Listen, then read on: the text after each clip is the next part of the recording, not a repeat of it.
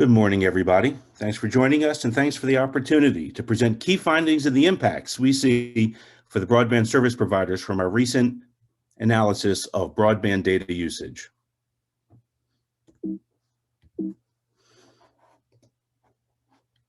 It's hard to believe it's been a year, a solid year. Well, maybe not that hard to believe.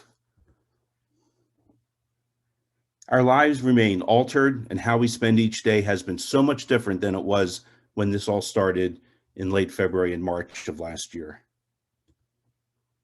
How we consume content, generate communications, and interact with data continue to be dramatically affected and at historic levels of consumption and speed.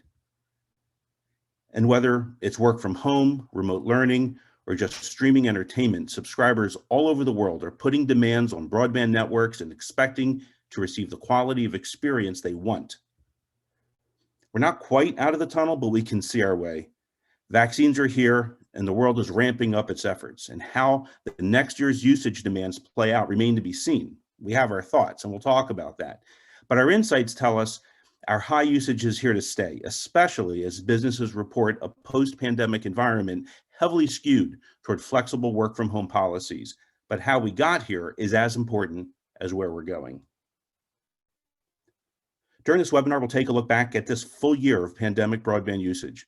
We'll discuss specific trends, dramatic changes in provision speeds among subscribers, such as 300% growth in the gigabit speed tier, and that representing 10% of all subscribers, as well as differences among speed tiers in flat rate billing and usage-based billing.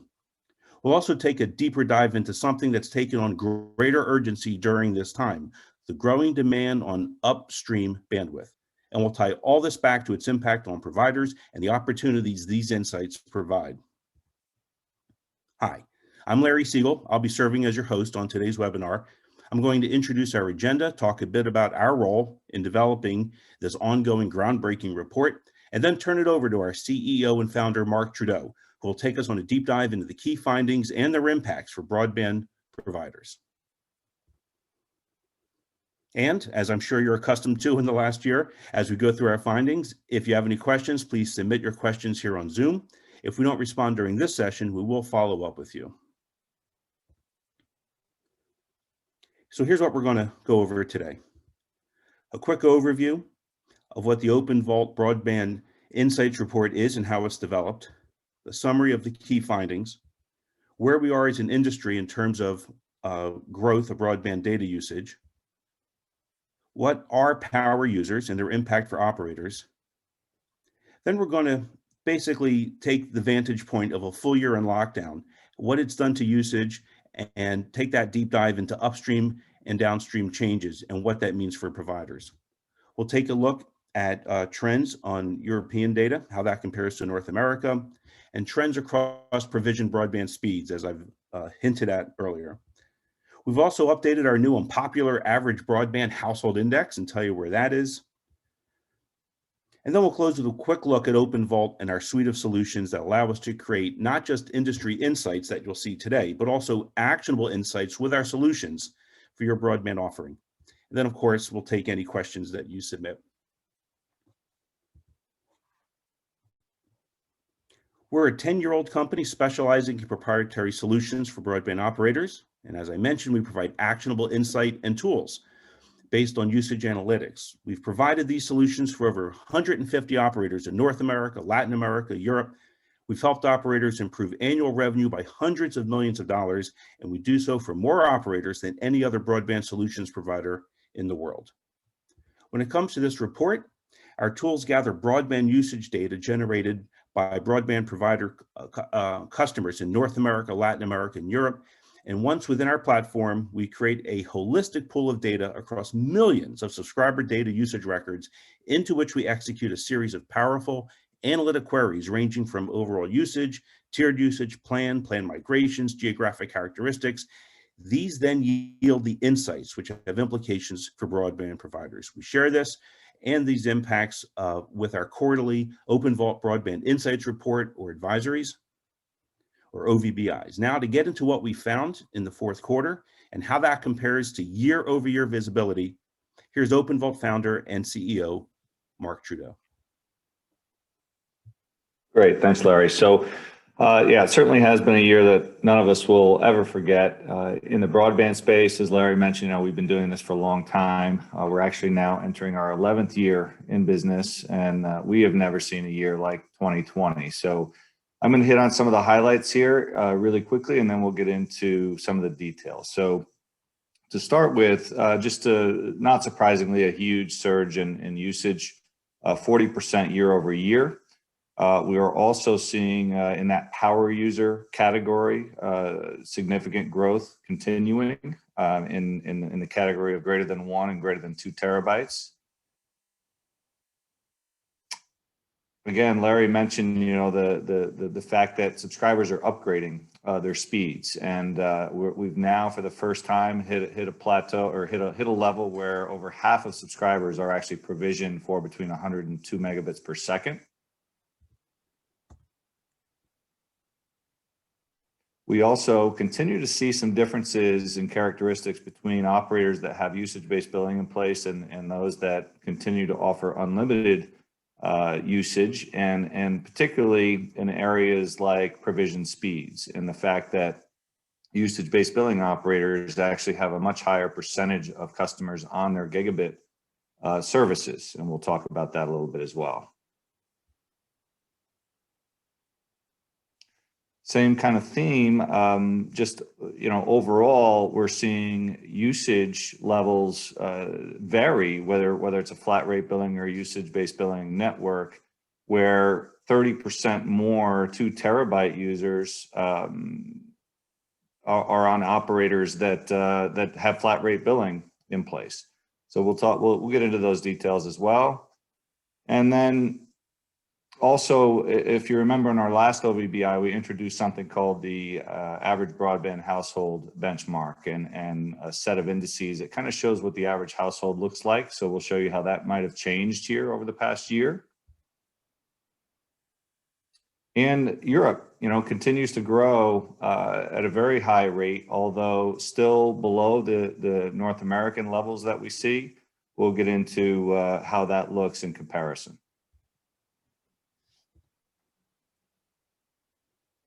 And then, Larry did mention as well the upstream side. This is an area in particular that we're going to spend a little time on and focus on. There isn't an area of the business in the broadband space that has been more impacted than the upstream side of the house. And just seeing tremendous usage, and that puts a lot of strain on the operators.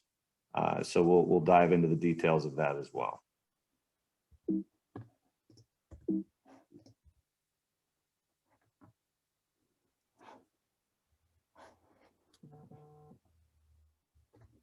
Thank you, Mark. We have our first poll that we'd like to launch. As soon as I find the poll command.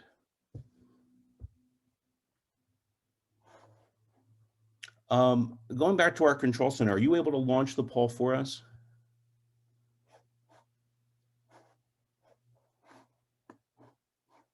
Here it is. Thank you. So please take advantage of our poll. Here's the question. Based on the marked increase in usage, both downstream and upstream that we've talked about, as well as higher speed tier adoption, and we'll get into more of this later, but based on what you know so far, how would you rate your concern about potential impact on your network performance? Are you not at all concerned, not very concerned,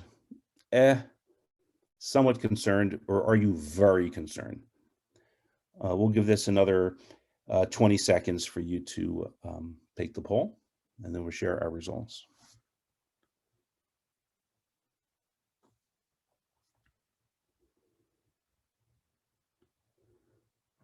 Okay, we're going to close the poll. Thank you.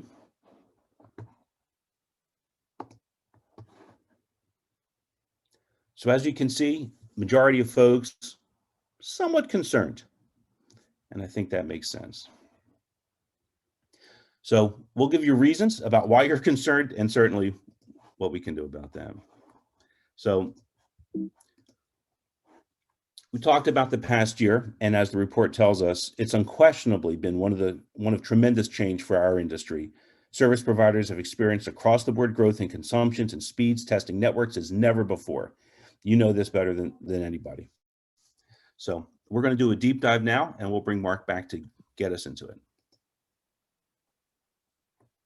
Great, thanks, Larry. So starting again with that average usage per household, we've seen a 40% increase year over year when we look at fourth quarter of 2019 versus fourth quarter of 2020 to where we're almost at a half a terabyte of usage now per household. The interesting thing here is, and later on in the slide deck, we'll show you how this has looked throughout the year, but a 26% increase just from the third quarter to the fourth quarter of 2020 was quite a jump as well. Now, for those of you that have participated in previous webinars and seen the OVBI reports, you'll know that typical year-over-year growth is usually in the 25 to 30% range that we've seen pretty consistently. So not surprisingly, the pandemic has certainly contributed to much higher growth.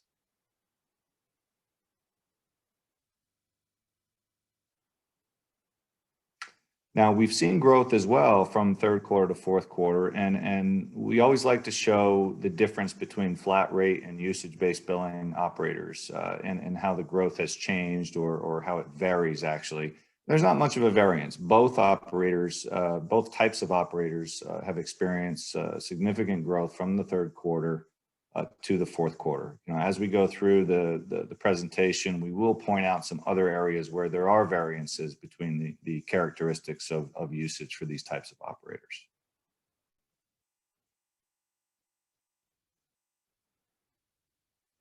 Median usage continues to grow at a faster rate than average usage. Again, indicating that usage is changing across the customer base for operators. It's not just a few users that are dragging up the average. We're seeing median usage growing even faster. So again, the entire base is changing their behavior. It's not just the top users.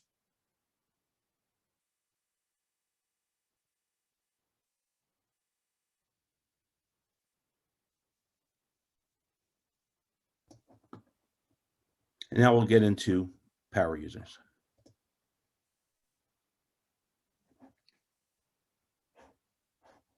Okay, here we're actually seeing this category growing probably faster than any other category. You know, both in terms of the percentage of subscribers using over a terabyte, which is now exceeding 14% of all subscribers, and what we term to be really the superpower users. Those users that are over 2 terabytes of usage, which is a heck of a lot of usage. That number is now over 2.2% of subscribers now, and that compares to 0.76, a little over 0.7% back in the fourth quarter of 2019. So huge growth year over year, as well as even from the third quarter into the fourth quarter. Now, this again is where we start to see some differences between flat rate and usage-based billing characteristics. So if you look at this chart, and we'll focus in on the 2 terabyte power users here, with usage-based billing in place, operators see a little less than 2%, 1.9% of their subscriber base using over 2 terabytes.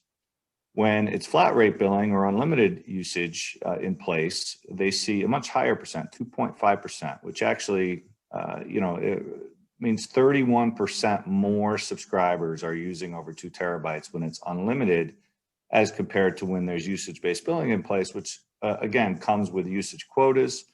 There are typically, extra charges, obviously, when subscribers exceed those quotas. So as we've seen in the past, usage-based billing does result in subscribers curtailing their usage to avoid those charges, and that becomes really evident when you look at this level of usage. So quite a difference there between those 2 types of operators. And again, year over year, we know as 2020 came to an end, subscribers on average were consuming close to 1/2 terabyte of data, up 40% as we talked about. It's indicative of the impact COVID-19's created this new normal, and we're going to take a look at that year over year right now. Mark?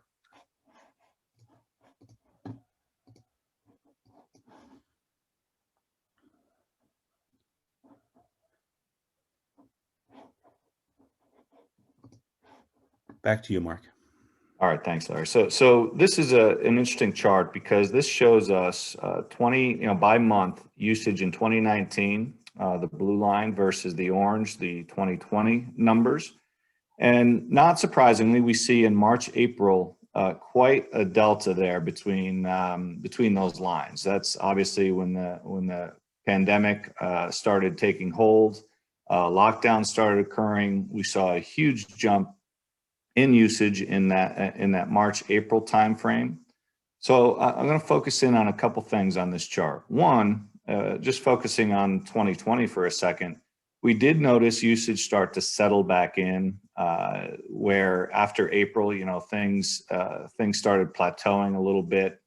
But then as we get into the fourth quarter, huge growth. And now we did not expect actually to see a month like we saw in April the rest of 2020, but that obviously, November rolled around and that usage per household actually exceeded even April, and then December even higher. So that was a bit of a surprise to us. But then when you look at 2019, outside of the March and April timeframe, the lines are fairly parallel. So seasonality, was pretty consistent outside of those couple of months in 2020.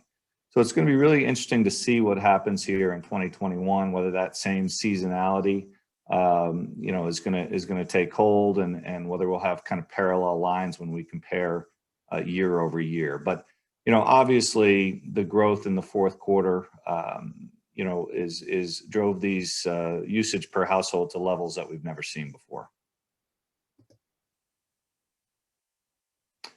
Now, again, we talked about upstream. Well, the numbers are lower on a per household basis. The impacts to operators are huge. And you look at the kind of growth that we're seeing, you look at those percentage numbers of growth, and you think about just the amount of extra traffic that these operators need to support on the upstream side.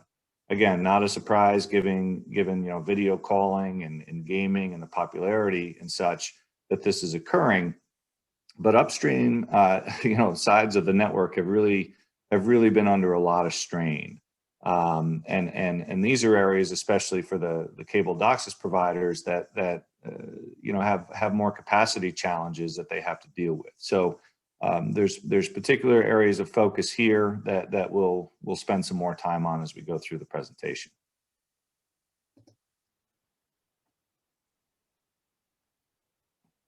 So just in terms of some of these usage implications, I want to point out something else that a lot of people don't necessarily think about is it's not just that there's usage per household growth.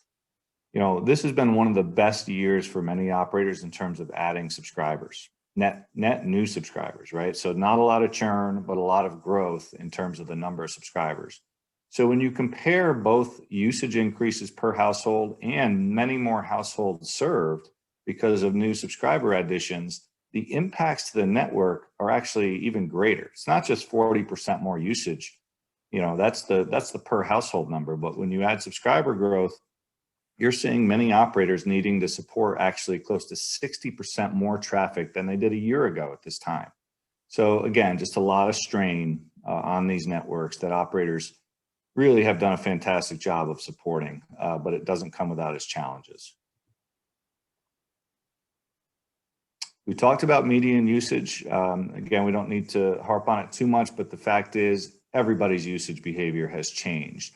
And I think some of the evidence of that is what we're going to get to here in a bit, and that is how it's driven a lot of subscribers to upgrade their speeds out of necessity. Their habits have changed. They've now got multiple streaming videos going on simultaneously.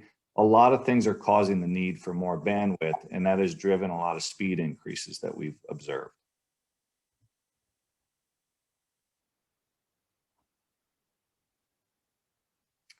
Upstream, again, has grown 63%. Now, if we were to show you what a typical day looks like, we used to have a day, looking at every usage every hour, we would see a time which we could define as peak. On the upstream side, we can't really define that. What we often see now is starting at about 11 a.m. through the end of the day, upstream traffic remains at a very, very high level. So again, putting a lot of strain on the operator networks. Thank you, Mark. What we'd like to do now is do our second and final poll and ask you the following question. Let's see. So based on the numbers you've seen, such as 40% more data consumption on average year over year, and as a provider or someone who studies providers, let's make this personal. How do these growth numbers compare with what you've seen among subscribers' usage? Are your numbers lower, somewhat lower, pretty much match what we're showing here? Are they somewhat higher, much higher, or are you not sure? So we'll just give this another 20 seconds. And by the way, just as an aside, if you're not sure, we can certainly help you.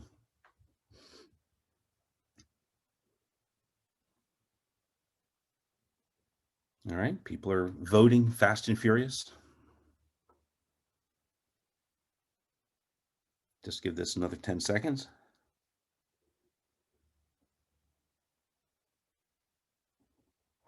Okay, thank you for your participation. Here's what we learned. More than half of you have found that our numbers pretty much match what you've been experiencing. Thank you. Now let's talk about provision speeds. And back to you, Mark. Great. So we talked up front about the growth in subscribers provisioned at the gig speed level, and that is a very high growth area. We're now approaching nearly 10% of all subscribers provisioned at a gig speed, and that's up 300% from last year at this time. So that seems to be a popular speed these days. Certainly, operators are marketing that speed heavily and providing it at a really solid value out there. So I think that's why we're seeing the high adoption rate for the gig speed. Now, on the other end of the spectrum, while we did see some anomalies occur throughout the year here, we still continue to see fewer and fewer customers now provisioned at less than 10 megabits per second. We saw a little bit of a spike in the third quarter, likely due to operators providing some lower speeds at lower prices for subscribers that really needed service, but likely very quickly realized they needed faster speeds.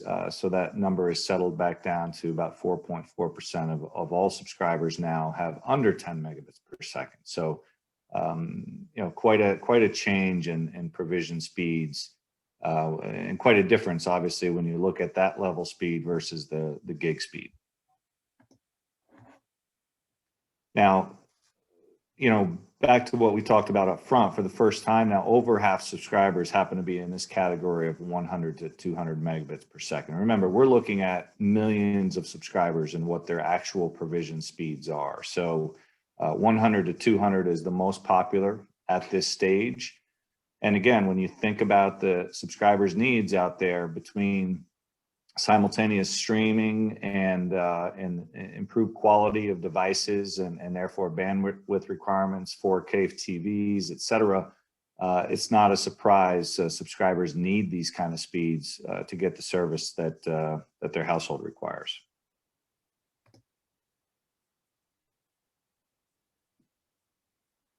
Now, another back to the comparison of usage-based billing versus flat rate billing operators. A lot of operators provide higher usage limits, usage quotas, usage caps, whatever term you want to use, the higher the speed tier. So what we do observe is that operators that have UBB in place tend to have a higher percentage of their customers on the gig service, which makes perfect sense. Subscribers upgrade, be it to avoid charges or simply because the usage limits kind of shines a light on what their needs actually are, and they self-select to upgrade themselves and right-size their level of service. So we do typically see faster speeds being provisioned for subscribers on UBB networks Conversely, the unlimited operators, tend to have a lot of subscribers on the lower speeds, and there is no light being shined on necessarily bandwidth needs with unlimited usage operators. So again, these are just observations that we see in terms of speed distribution across both types of operators.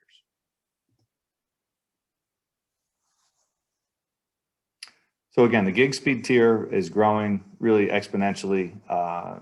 We're averaging over 8.5% at this point, and that's a 300% increase since last year at this time. UBB operators, again, have a much higher percentage of subscribers on the gig service than do the unlimited flat rate billing operators. Again, for the first time, we're seeing over half the subscribers in that 100 to 200 meg service level, right? And lower speed tiers that are less than 100 meg are now really seeing only 21% of subscribers in that category. So nearly 80% of subscribers now, in other words, over 100 megabits per second. Now let's look for a second at Europe versus North America. And I think, it's important to really see that both operators are growing. You see in Europe, 48% increase in average usage, 59% increase in median usage, but they're still lagging behind North America in terms of usage per household. And there's a lot of reasons for that. A lot of OTT services entered Europe, like Netflix, much later than North America. So the adoption of OTT streaming services hasn't been quite what it is yet in North America. But having said that, as we continue to look at Europe versus North America, it's tracking very similarly to where North America has historically tracked. So we expect that will continue, and Europe will either catch up or at least take that same parallel path of growth that we've seen here the past few years in North America. We have talked again about the average broadband household index and what that looks like. And a quick picture just shows growth, right? I mean, it shows growth per household in terms of usage, and that growth is occurring both on the downstream usage side as well as upstream. We're seeing provision speeds grow, to 207 megabits per second on average. Now remember, the average is dragged up by the fact that many subscribers have gig service. So again, if you look at a distribution, half of the subscribers are between 100 and 200, but when you look at the overall average, you're looking at 207 megabits per second on the downstream side, 15.5 meg on the upstream side, and you can kind of see what the growth looks like there versus third quarter even. Quite a bit of growth in provision speeds. Many operators made some changes where they automatically did speed increases for a lot of their subscribers, so that contributed. And again, we're seeing the adoption and the upgrade trend where subscribers are moving and self-selecting to the higher speed tiers based on need. So we'll continue to track this as we move forward. So just in terms of some of the conclusions here, obviously towards the end of the first quarter is when we started seeing some massive changes in usage. We don't expect that those changes are ever going to, things are ever going to go back to where they were pre-pandemic. Usage has continued, as you saw on the charts that we showed, to grow, and there's nothing to indicate yet that that's going to change. I think everybody agrees that habits will have been forever changed, whether it's work from home, schooling from home, etc. Certainly, there will be people will go back to work, etc. But that we still don't expect levels to come back down. Certainly not to pre-pandemic levels.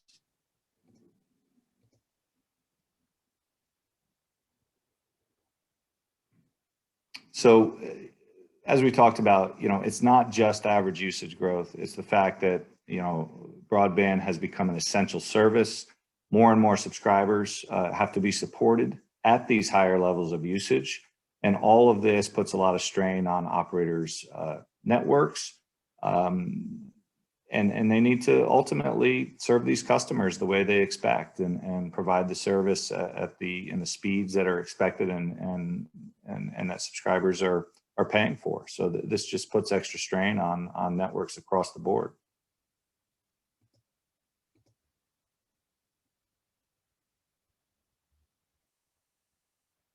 So this is kind of just what I was talking about. You know, on average, we have seen some operators that actually have as much as 60% more traffic in total that they need to support due to the combination of increased usage per household and subscriber growth.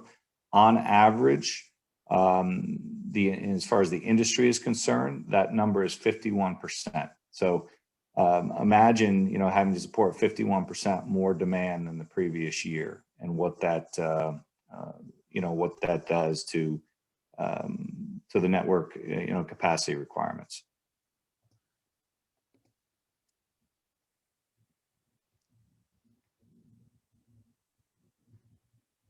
Yeah, I mean, this you can read for yourself. I mean, we think that, you know, operators really need to pay attention to this. They need to understand this stuff at a granular level in order to continue to deliver the best customer experience and maximize the profitability. I mean, this is not rocket science, but it's something that is important, that operators really do have a good hold on what's going on in terms of usage behavior in their network, the impacts of that usage behavior on capacity, and the resulting impact on customer experience.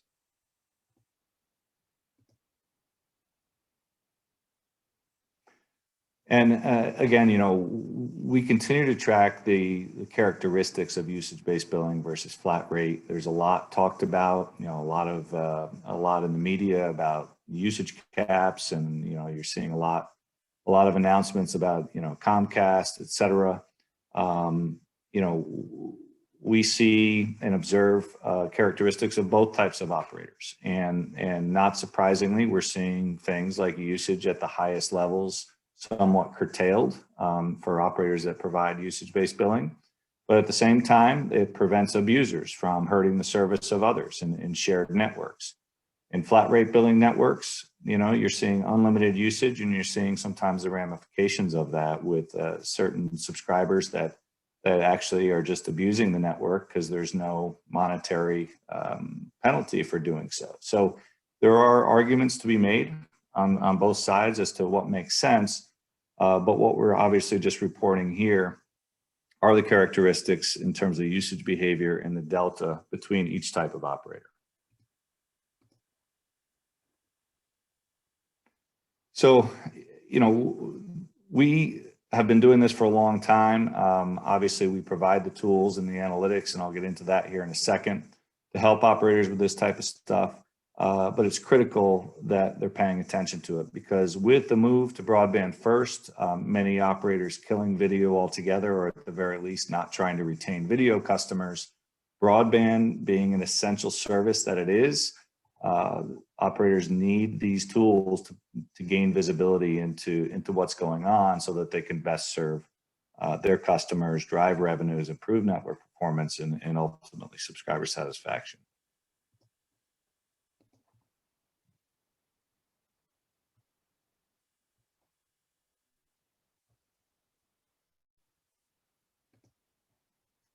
So just a really quick synopsis here of the areas that we focus on, and, you know, why do we have any credibility at all in this space? We've been doing this a long time, collecting this data, again, from millions of subscribers, helping operators in these areas that you see here, providing ways to diagnose issues in their network when there are issues, understanding and helping them with by providing network management tools to get the most out of the available capacity that they have, helping them drive more revenues, largely by helping customers get what they need based on their, you know, their household requirements.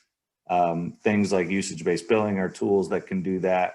Certainly subscriber engagement, you know, helping educate subscribers, and even internal customer care and tech support on what's going on inside inside the networks, whether there's congestion maybe causing customer issues, or whether it's something inside the home. So we kind of have a whole suite of these solutions that we provide in the market.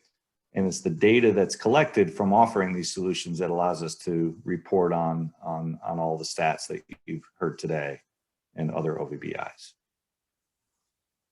The one really cool thing about what we do is that while we might start out talking, let's say, with engineering and collecting data and helping them understand what's going on in the network, this data is obviously useful across the organizations, across really almost every functional group within the organization. So once the data is collected, and we have a whole set of analytics and reports that are available, it's not uncommon for really this data to be used to help operators make strategic decisions, again, provide better customer care, et cetera. So, it all starts with the data, and that's where our expertise is.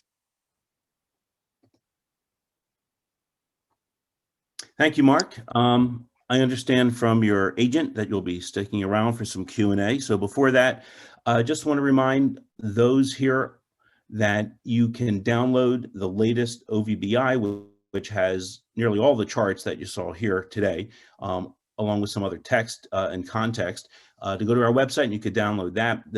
Today's webinar itself is being recorded and will be posted, and you could re-experience this or share it with those in your organization that you'd like to see this as well. So keep an eye open for that. We'll be announcing that as well as in follow-up emails. Also want to mention, you see how much we look at trends. We talked a bit about upstream data usage today. Keep your eye open for another webinar that we'll be doing to do a deep dive into upstream data usage, its impact on what you as a service provider can do about that, and what tools exist to help manage your networks. So what we'd like to do now is get into some questions. A few of them have come in. Mark, here we go. First question. This is the first time here we go. This is the first time you zeroed in on upstream usage. The absolute numbers seem small, like 31 megabytes. Why was that meaningful to you and its impact on network operations? Oh, that's a great question. One of the things we look at first when we work with an operator is network health, and specifically identifying which areas of the network are causing customer issues. And those customer issues end up driving phone calls, resulting in truck rolls and field techs needing to go out into the field, which obviously this past year hasn't been something that anybody wants to do. Subscribers don't want field techs in their homes, and operators certainly don't want to put their techs in harm's way. So anything that can be done to remotely identify network health issues that can prevent those types of things from happening is very, very helpful. So we try to and do actually help operators do this in a cloud-based remote environment, and upstream has been the area this year that we've seen more than any time in the past as unhealthy parts of the network that are driving these phone calls and causing issues. So while it might be a small number in the grand scheme of things, 31 gigabytes out of 483 in total, because of lesser capacity available, particularly on the cable DOCSIS side of the house, that 31 gigabytes per household is still driving significant issues in the network, driving lots of calls and expense for the operator, and making customers, frankly, have not meeting their service expectations. So upstream has become an area that also has high visibility here with video calling, et cetera. So it's just it's been probably the area of it's been the biggest issue for a lot of operators this year. So I would say don't pay attention so much to the fact that it's 31 out of 483. It's what that 31 really does to the operator in terms of their need to fix that issue and manage their available capacity. Thank you. The next question that came in may be an add-on to that, which is, do you see any kind of growth in usage variances between different provider types, such as DOCSIS or fiber? Not really. I mean, we see growth across the board. I mean, growth is the name of the game. It's I think both fiber and DOCSIS operators, most now are offering 1 gig service, for example, at this point. So I'm not seeing much differentiation there in terms of growth per operator. Both types of operators are promoting the higher speeds, and I think rightfully so, because many, and I mentioned earlier on, many operators are actually automatically moving subscribers from slower speeds up to 100 meg or faster.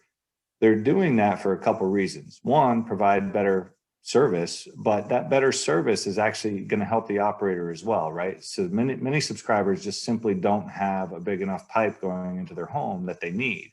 So by automatically moving people up to the higher speed tiers, they also help themselves by reducing phone calls and giving customers really what their household requires. And I see that happening both in the fiber space and the cable DOCSIS space. Thank you. Going back to FRB and usage-based, and you may have addressed this already to some degree, why are lower end speed tiers more common with flat rate billing and the higher ARPU associated tiers associated with usage-based billing? Good question. So if you're familiar with usage-based billing, most operators that deploy it will have a lower usage quota for lower speeds.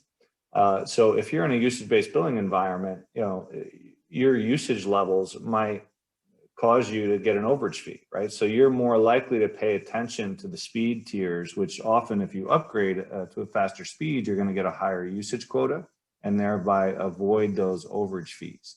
So what we see is a much higher distribution at the higher speed levels for UBB operators than we do flat rate, because flat rate, no light is being shined on speed because they can just use as much as they want without really paying attention to how many gigabytes are being used. So we just do see that usage-based billing kind of causes subscribers to get a little smarter about their household needs and move up to faster speed. So I think that's why we're seeing the change or the difference in average speed between those types of operators. Thank you. And we got one last question. Take out your crystal ball, put on your magic hat, and here it goes. Your predictions, even during the pandemic, seem to be rather accurate. And by the way, based on our poll, we saw that it matched a lot of those joining us today. What's your overall prediction for 2021? Yeah, so I certainly don't expect to see 40% growth again, unless something really unfortunate occurs and we have another year like we've had the past 12 months. By all accounts, things are turning around and we're going to get back to as close to normal as we could expect here in short order, which is great news, I think, obviously for all of us. But with that said, but also understanding that usage behavior has changed forever. I would expect that we're going to be back into that 25% growth range in terms of average usage per household. So if you do the math, I would expect that by the end of 2021, we will see between 600 and 650 gigabytes per household. Because you have to remember, it's not just usage behavior that changes, but as faster and faster speeds become available, as subscribers move up to those faster speeds with higher quality devices, et cetera, that all drives consumption. So you could have the same usage behavior, but with higher quality devices and higher speeds, it's going to drive more volume of usage. So I would put, to take the crystal ball out, I'd say between 600 and 650 gigabytes by the end of 2021. We'll see where we are. You can call me out on that at the end of the year. All right. Well, you heard it here first, folks. That's all the questions. Thank you, everybody, for the opportunity to present our key findings and the impacts that we see for broadband service providers from our recent analysis of broadband data usage and the year-over-year peak that we had this year versus last year during this very unusual year. We hope to see you again, probably in May for the next quarter. Until then, take care, stay healthy, be safe.